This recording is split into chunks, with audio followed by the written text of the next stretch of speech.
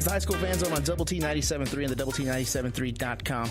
Double T 97.3 mobile app as well. I'm Andres Flores. We are joined on the Benchmark Hotline by Mike Graham from Lonestar Varsity, the Avalanche Journal as well. Mike Graham covers high school athletics here across the South Plains. I guess week 10 already, Mike, here in high school football. Can you believe it's already week 10 in the season? No, not at all. I'm kind of sad, actually. I really love football, and it's sad that it's wrapping up. But on the same hand, the best is yet to come. 6 awesome weeks of playoffs, and really the drama is starting to pile up right now here in week 10, and will play out here and then again in week 11 next week. Do you feel like the season goes by fast for you? I mean, I think the week you said you have a certain amount of games that you want to hit every single year, but does that seem like that goes fast for you? That's right. I want to hit 40, and it really does. You get into such a routine. It's just every week it's just kind of a pattern. You write your preview stories. You go cover a Thursday game. You go cover a Friday game. Maybe you cover a Saturday game, and then it just starts all over again. And it's really fun. I love being a high school reporter, and not just for football, but for all sports. But certainly have familiarity with football just from my playing days. And it's the first sport out here that I'm feeling super comfortable with, coming in from East Texas before the season starts. But it's been great. Where are you at right now, number-wise, of games-wise? I think I'm going to be at 27 by week's end. I've got Lubbock High at Coronado Thursday evening. I've got Borger at Estacado, and then Lubbock Cooper at Monterey in the doubleheader at Lowry Field this week. He's Mike Graham, part of the Lonestar Varsity, covers high school football as well as other sports throughout the area. Have you found a favorite spot yet, a favorite stadium, favorite press box? You know what? I've been impressed with all the facilities out here. I really have. In East Texas, it's kind of hit and miss. The big school districts have awesome stadiums, and the small ones, sometimes they're behind, and there are a couple of reasons for that. And one is just it's hard. Whenever you renovate your press box now, you've got to bring it up to code. But West Texas has definitely done the investments and have really nice places for reporters. I feel really well treated everywhere I've been. Well, let's talk some football now here with Mike Graham. Biggest surprise this season? The biggest surprise this season, I think, is Estacado. Estacado is a small Division I team. And in fact, we're hearing that the snapshot numbers that they turn in, they might even drop down to 4A Division II in the next realignment process that comes out in February. And I think that they've definitely proven a lot of doubters wrong. They have a great running game, and it wasn't just Seth Porter. You get Jeremiah Dobbins in there and Kamadrick Williams, who replaced Porter. They're averaging probably more than 100 yards every single game. Great defensive front and athletic secondary. So I can see them making a serious run. Region 1, though, is very tough. Abilene Wiley came out of it last year and went to the state championship game. Argyle's always around, and probably the program that's reached the state championship game the most out of Region 1 teams over the past couple of years. So a long road yet to go. But we do know that they're going to the playoffs, and they're probably going to have a first seed when they get there.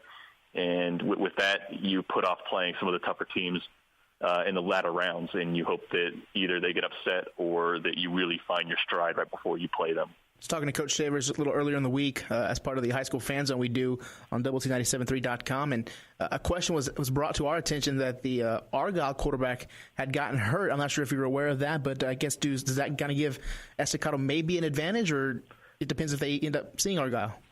I don't even know if Argyle's better than Estacado, just history, but the program of Argyle, it's over the past decade since the turn of the century, probably top 10. I mean, 4 state championship appearances, 1 win that came with Ian Sadler, who was a Tech commit. Unfortunately, injuries ended his Tech career a little bit too early. But one thing about Argyle, and one thing I saw about them week after week is East Texas teams fell to Argyle, was that they are locked and loaded, and another player is just ready to step up. Great program by Coach Rogers out there. You might have the same answer to this question. I asked you the biggest surprise, and let me ask you, who's the best team right now here in the Lonestar Varsity area? I think it's Coronado. I think that Coronado had a lot of high expectations coming into the season. And I don't know if they surpassed them by being undefeated, but the way that they have remained undefeated has been impressive in my view. I'm thinking about San Angelo Lakeview, and obviously that's a team that has a lot of problems at the 5A level, and they're going to be dropping down. with snapshot numbers that they sent in, and they struggle and they have no depth. And it's when you have such big games at the end of your schedule, Lubbock High, and then probably what's going to be a district championship game against Abilene Cooper next week. It'd be easy to overlook Lakeview, and they came into that game very motivated, and they took care of business. Rolled them through the third quarter and then eased off a little bit. They don't suffer from low bar syndrome. They seem equally motivated for San Angelo Lakeview as they would, whatever team they're going to draw in the bi-district playoffs. Coronado, you mentioned Coronado there. How far can they realistically go in the playoffs? They went three rounds last year. Could you see them doing a little bit better this year? Yeah, absolutely. I think that they've got great experience. Quay Gray has that postseason experience at quarterback. I'm very impressed with Blair Conrad at one of the wideout spots and just the receiving core in general. I mean, it's 6 deep, so if something happens to one, God forbid, they're going to be in decent shape, kind of like Argyle in their quarterback situation. The big question for me is when the good teams in the South Plains seem pretty far-flung sometimes at the 5A level. I think that Abilene Cooper is going to be a great team for Coronado to take on just ahead of their bi-district series. But in Dallas, there's a higher concentration of 5A teams that perform well year over year, and they get to forge themselves against each other before they get to the playoffs. So the big question for me is, what will Coronado do if it ever gets into a position where it gets hit in the mouth a little bit? Because they have the talent to go toe-to-toe with those teams. But, they're used to stepping on everyone so early, and they do such a good job at that. When it happens to them, how are they going to react? That's the big question, and the only thing I could see holding them back from a 3 or 4 round trip at minimum. Speaking with Mike Graham, high school sports writer for the Lubbock Avalanche Journal. I'm not sure how much time you spent with the smaller schools, but Abernathy, New Deal, both undefeated. I believe they're playing this week as well. Kind of take us through both of their seasons, and I guess some of the same questions. How far do you think they can go? Absolutely. And Brian Navarrete's going to have that game on Friday night, a really good reporter, so there should be a good article in the Avalanche Journal and on LoneStarVarsity.com once that game ends. And it's pretty incredible. I think a lot of people were expecting Abernathy to create more of the same after their state semifinal run, and it's just another team that's exceeded expectations the way they've done it.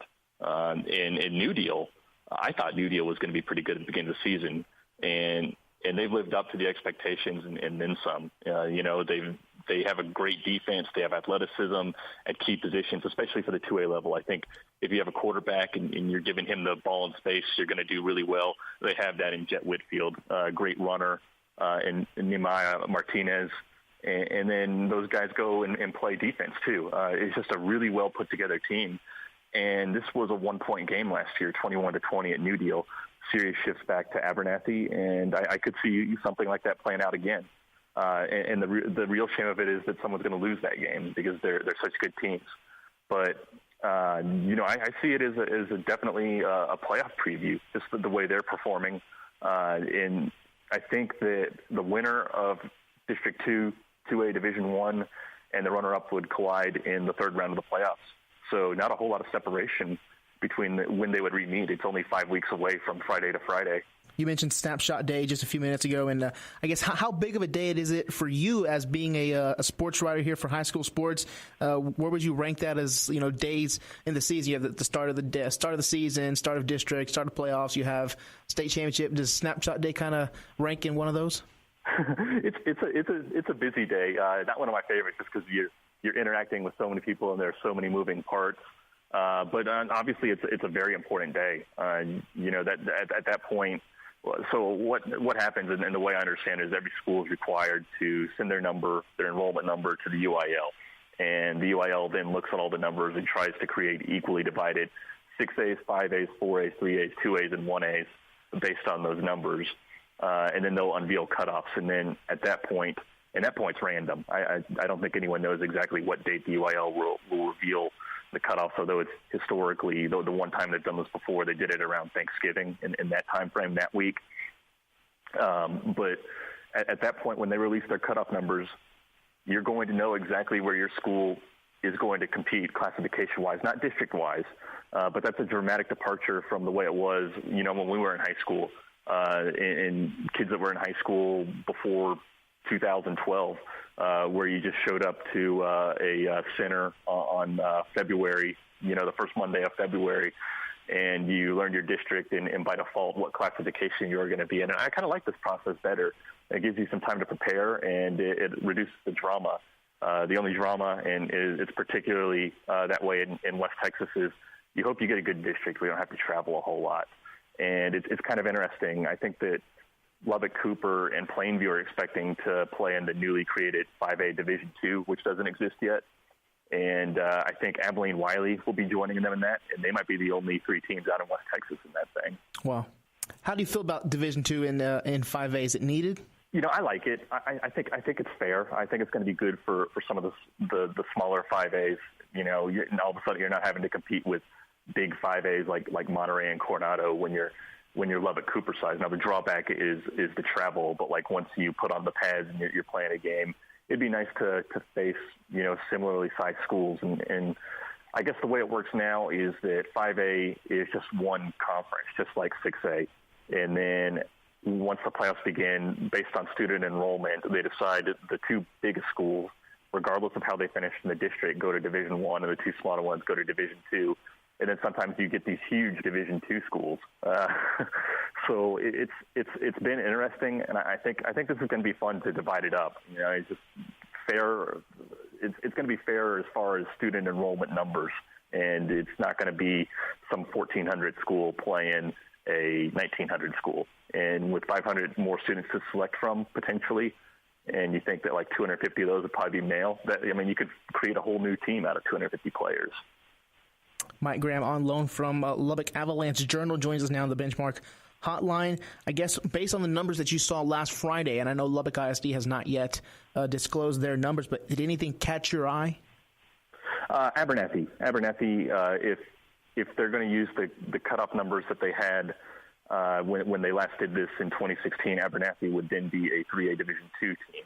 And if that's the case, they'd be a small 3A Division II team. So they might need to seize the moment and win a state championship right now if that's what they're going to do. But that being said, that number could pop up. I think Post hit that mark too, 2A Division I going up to 3A Division II if the cutoff numbers didn't change.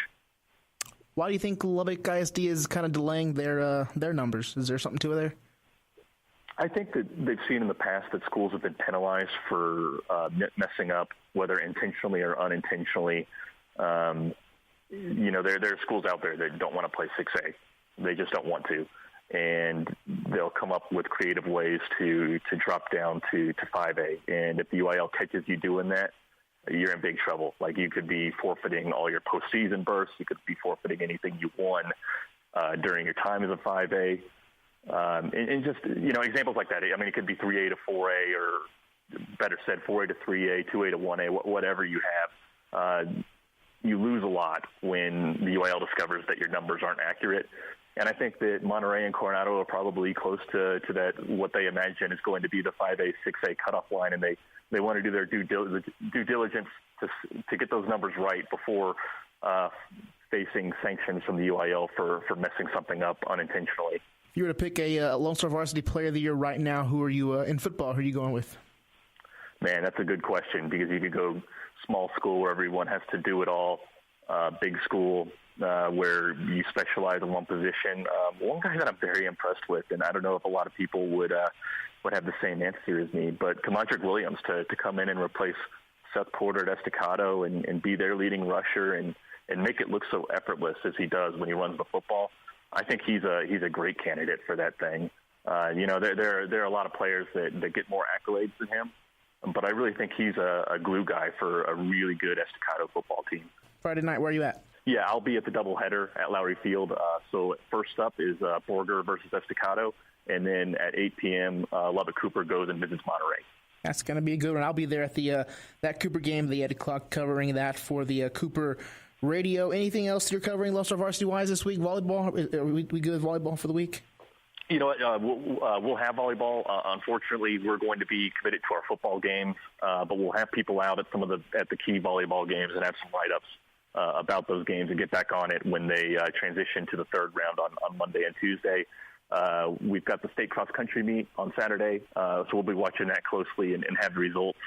as well as the 5A Invitational that's going on, a swimming thing that the Lubbock ISD is hosting as part of their fall season. He's Mike Graham, the high school sports writer for Lubbock Avalanche Journal, LoneStarVarsity.com. Mike, appreciate the time. Thank you for joining us. Have fun this weekend. Safe travels if you end up traveling somewhere down for the playoffs. Absolutely, and thank you so much for having me on. That's Mike Graham from the Lubbock Avalanche Journal joining us here on the Benchmark Hotline. It's the High School Fan Zone on Double T 97.3 and Double T 97.3.com.